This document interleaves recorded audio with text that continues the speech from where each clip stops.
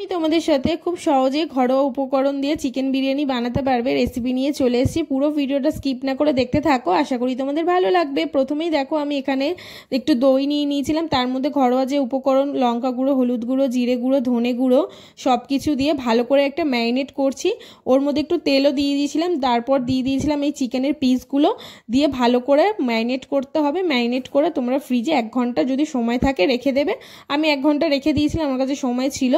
তো তারপর ম্যারিনেটটা খুব ভালো করে হয়ে যাওয়ার পর এবার আমি আস্তে আস্তে যা বাদবাকি প্রসেসগুলো আছে আমার ওখানে নুন আর একটু ইয়েলো ফুড কালার দিয়ে ভালো করে মাখিয়ে রেখে দিয়েছিলাম।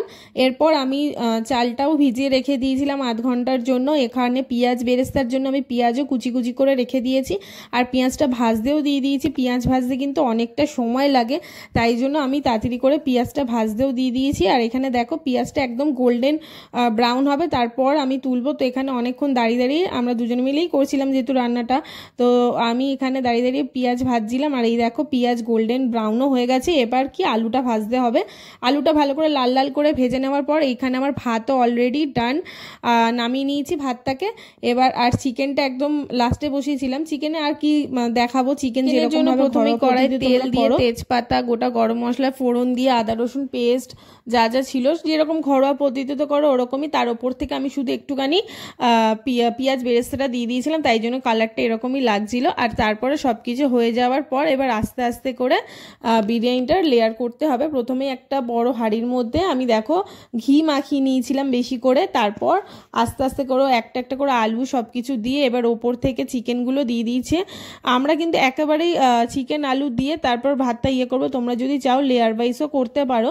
তো আমরা এরকমভাবেই করছি তাড়াহুড়ো, যেহেতু চটজলদি বিরিয়ানি। তো সব কিছু দিয়ে এবার ভাতটা দেখো আস্তে আস্তে এবার লেয়ার ওয়াইজ করে নিচ্ছি। এবার দেখো এক এক করে ভাতটা দিয়ে তার উপর থেকে বিরিয়ানি মশলা দেব, তারপরে ঘি দেব, আর তার মধ্যে দেব দেখো গোলাপ জল, কেওড়া জল, আর সব কিছু একসাথেই আমি বাটির মধ্যে দুধ দিয়ে আর একটুখানি ইয়েলো ফুড কালার দিয়ে সব একসাথেই করে নিয়েছি। বারবার দেওয়া থেকে একেবারে গুলে এরকমভাবে উপর থেকে ছড়িয়ে দিচ্ছিলাম।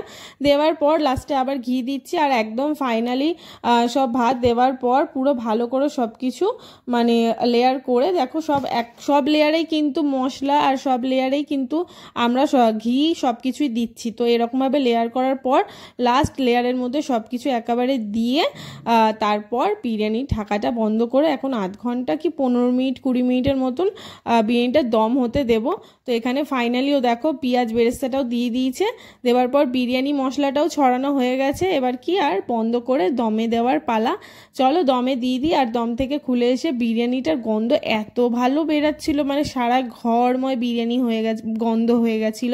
তোমরাও এইভাবে বাড়িতে বানিয়ে খেও, সহজ পদ্ধতি বিরিয়ানি বানিয়ে খেতে কিন্তু দারুণ লাগে। দোকানের থেকে অনেকটা বিরিয়ানি খাওয়াও যায় ঘরে।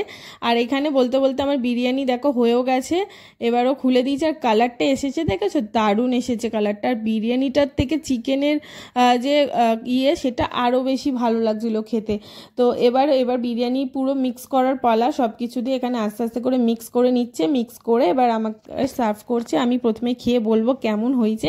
আর সত্যি ভালো হয়েছে। আমরা এইভাবে বিরিয়ানি ঘরে বানিয়ে খাই, তোমরাও ঘরে যেইটুকানি উপকরণ আছে সেইগুলো দিয়ে দেখো, খুব এগুলো ঘরেই থাকে যে জিনিসগুলো আমি দেখালাম ওগুলো দিয়ে বিরিয়ানি বানিয়ে খেয়েও দারুণ লাগবে। আমার তো দারুণ লেগেছে। আর এখানে লেগ পিসটা দেখো জাস্ট টেম্পটিং, জাস্ট মুখ থেকে জল পড়ছে এখন এডিট করতে করতে।